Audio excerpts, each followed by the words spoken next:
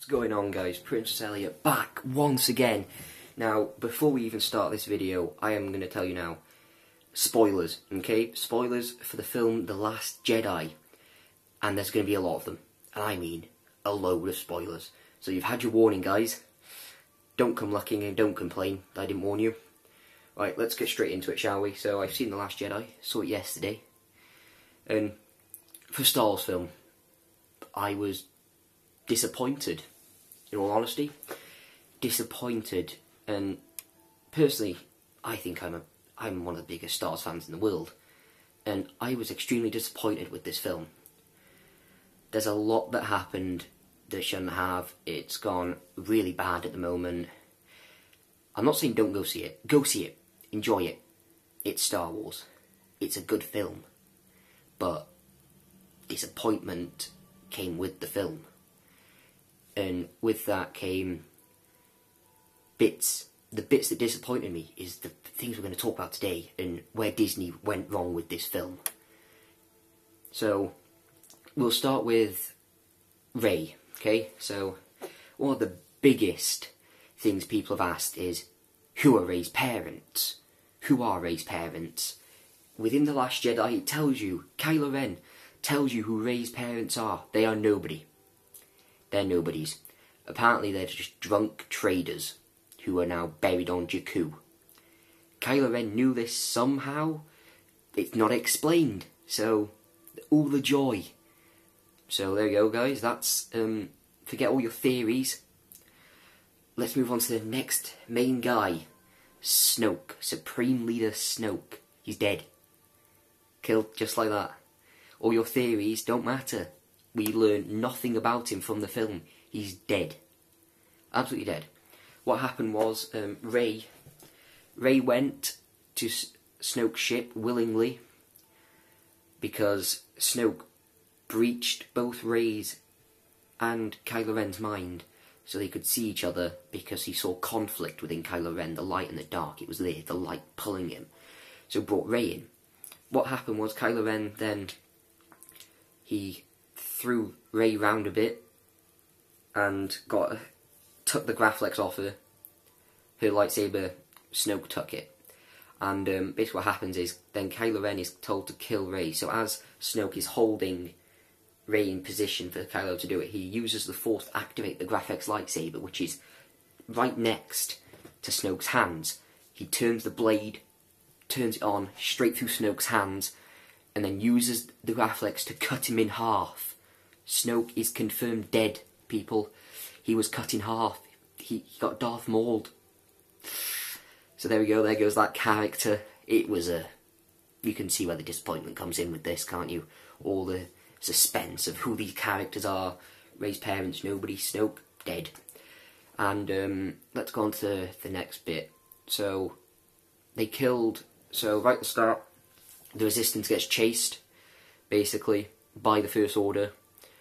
And from the trailers, we see Kylo Ren resisting to kill his mother on the bridge of the command ship they have. He doesn't do it, but the two TIE fighters with him blow the bridge straight out. And they kill Admiral Akbar. Admiral Akbar is dead. Leia still lives. She used the Force, guys. That's right, they finally did it. She has the Force within the films and not just the comics. It happened. She lived by the end of the film. So let's move on to, what's the next thing? Luke, everyone's favourite Jedi from the original trilogy, obviously. He was the only real one, besides Yoda and Obi-Wan. We'll get to Yoda as well, because he was in the film as a Force ghost. Luke dies, sadly, because it's Luke. Personally, they should have killed him off, in my opinion. He's Luke, for Christ's sake. It's Mark Hamill. They were given so much to work with and never used it. They were given Mark Hamill, and they underused him. So what happens is, he stays on the island. He basically doesn't train Rey because he tells Rey it's time for the Jedi to end. He's given up all hope for some reason. We also find out that he tried to kill Kylo Ren in his sleep because he could sense the dark. There you go. It's Luke ruined forever. For some odd reason, they just turned him into a bad guy, basically. Right at the end, they make him redeem himself because they're on the planet Crate, which is in Battlefront 2 now as well. And they land to create Kylo Ren's now supreme leader, Kylo Ren, after killing Snoke, having a battle, then Rey basically telling Kylo Ren to get lost. And Rey won't join him. And they land on Crate, and Luke's there. Now, this is a Force image of Luke. Luke is still on the island, but concentrating very hard, and he's made an image of him younger self, using the graphics lightsaber. And Kylo Ren sees Luke, and he is into a fit of rage. And I mean an entire fit of rage. He tells the new guerrilla walkers to fire on that man, and they fire for at least maybe 5 minutes straight, firing on this man, who isn't really there, but Kylo Ren just knows it's Luke, and he's enraged by it. General Hux is with him, and Kylo Ren just goes, more, keep firing. And they're still firing, and then General Hux steps in and says, that's enough. After they stop, General Hux then goes, do you think you got him? And after this, because obviously they don't realise it's not Luke, Luke steps out of the red mist that is the mineral underneath the salt, and he's been meant to have been blasted apart. He steps out, dusts off his shoulder, and he's fine. Kylo Ren lands his ship and comes out to face him. There was no lightsaber fights in this film, so don't get excited for that. He steps out, and they talk. There's like dialogue between them. Luke says how he failed it, that he failed him and stuff, and he knows that. And Kylo Ren is just in a fit of rage. He tries to kill him. Luke is dodging the blade left, right, and centre. Sorry, he's dodging the blade left, right, and centre, and that's pretty much it with the Luke bit. He's dodging it left, right, and centre. He goes to strike. Luke does like the Neo Matrix thing and bends over, and the blade goes straight over him. And then Kylo Ren cuts Luke in half. He turns around to realise Luke is still stood there, so walks up to Luke and puts his blade straight through him, and then realises he's been fooled. Luke was using an image to slow him down, so Leia, the Resistance, Rey and everything could escape Crate and get to their allies in the Outer Rim systems. So, and then it cuts back to the island after Luke has done this, and the binary sunset theme kicks in. There's two suns. The binary sunset theme kicks in. That starts to kick in, and he was meditating very strongly on this.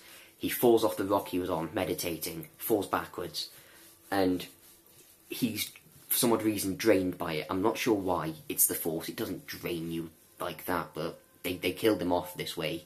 But I'm annoyed they killed him, but the way they did it pleases me. So he's then basically there, sat there. He gets back up, sits, looks into the two suns, the binary sunset theme, just like when he was where it all started on Tatooine, the two suns and the binary sunset theme, and then he fades. He fades, leaving his clothes behind. Sorry guys, it's a bit emotional for me. He leaves his clothes. He fades and becomes one with the Force. He's one with the Force now. He's dead. He's gone. Now, when I said about Yoda was in the film. So there's a tree there on the first Jedi Temple Island, Octu, and within the tree is the first Jedi text. Now, in the end, it turns out they weren't actually destroyed. Rey had already taken them and put them on the Falcon. But Luke has had enough. He wants to burn this tree, so he goes up to burn the tree. And before he does that, Yoda appears. Now, this Force Ghost of Yoda was cheaply made by Disney. Cheap. I mean extremely cheap. It was the puppet from the original trilogy with a blue outline, and that was it. The Return of the Jedi had better graphics than that. Disney, step up the game. And Yoda tells him that it doesn't matter where you failed, you use it to build up again. Then Yoda laughs to himself and hits Luke on the head, just like on Dagobah. But and the other problem I had with it was, it wasn't a Star Wars film personally. They turned it into a comedy. There was no main characters in this film either. it would jump from character to character very fast. This film was meant to be solely based, basically, on Luke and his past.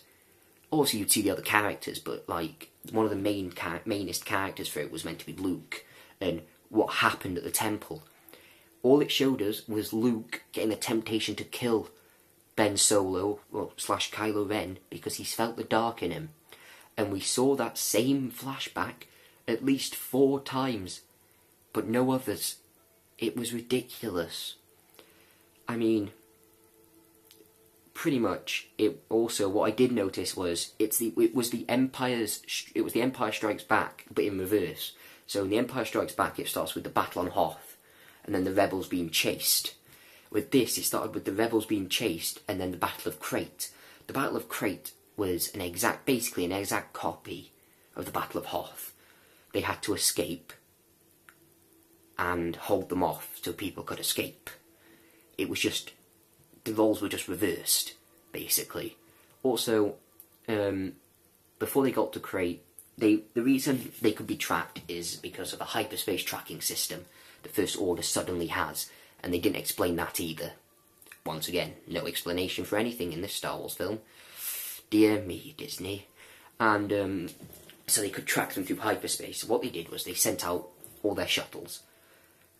And there was a commander called Commander Holdo who argued quite a bit with Poe Dameron, because Commander Holdo was trying her best, and Poe was like, well, you're not doing good enough. What happened was, Leia Organa and the Resistance got on shuttles and left for Crate. Commander Holdo stayed on the command ship and turned the command ship round and pointed it at the First Order's fleet of Star Destroyers and Snoke's ship. And she hit the hyperdrive. She went through hyperspace, through the ships. One of the best scenes I've seen in that film was that. I've never seen so much silence. The film went silent, the cinema went silent, as Commander Holdo sacrificed herself for the Resistance. And she crashed straight through them, as you know how hyperspace works, but if you don't, I'll explain it for you. If you've got your ship and there's a piece of dust in the way as you hit hyperspace, the ship explodes. Pretty much just obliterated. So she hyperspaced straight through these ships, slicing them in half, obliterating them. And it was amazing. It was really good. But I am still disappointed with this film. Rian Johnson did not do a good job on this film. And he's meant to be directing an entire trilogy. It doesn't excite me at all now. I mean, it's going to take me time to recover from a disappointment from a Star Wars film. And also, I mean, we've got Episode 9, okay? And it's J.J. Abrams. Let's hope, well, in fact, no, J.J. Abrams, I'm sure, will do a good job. I have all the faith in him now to redeem the Star Wars franchise that Disney are making. It has to be redeemed. Star Wars has been my childhood. I can't have it ruined, so let's hope J.J. Abrams can redeem it, bring it back to its full stature. Forget the comedy. It's a Star Wars film. It's war. It's not some sitcom. And then, obviously, we have the Han Solo film, which I'm not looking forward to because the actors just don't suit it, personally. Now, the film I am looking forward to the most is the Kenobi film, which I can't wait for. As long as it's got Ewan McGregor and the right actor, the right actors, Ewan McGregor, and the right director, it could be amazing. It's pretty much it. Right, that's pretty much it for this video, okay? And I know it seems a bit ranty and a bit salty and angry, but it's my opinion. And that's why I'm going with this video. Now, my friend, Brandon, on his channel, Just Brandon Official, who I'll link in the description, we did a video together for his channel that's probably, I think, over an hour long, possibly, about this, and it's more in-depth, more detail. It was meta explained. This is just a shorter, quick version for me to put on my channel. Also, later into January time, I have an Ultra Saber arriving. So, right, guys, I bought myself an Ultra Saber. I've gone for one off the Ultra Saber website called the Crimson Mantis. It's very much like Dooku's. I've gone with that, with a green blade. The moment that arrives, I'll do like a review video type thing on it, showcasing it, showing you the blade and everything, and explain how much it costs, what little bits I got for it that cost a bit more, and hopefully I'll be doing some collab videos of people like Brandon, probably just Brandon. I might try and get Dye Blue in, Dye Blue, try and get him involved, and it shouldn't be too bad.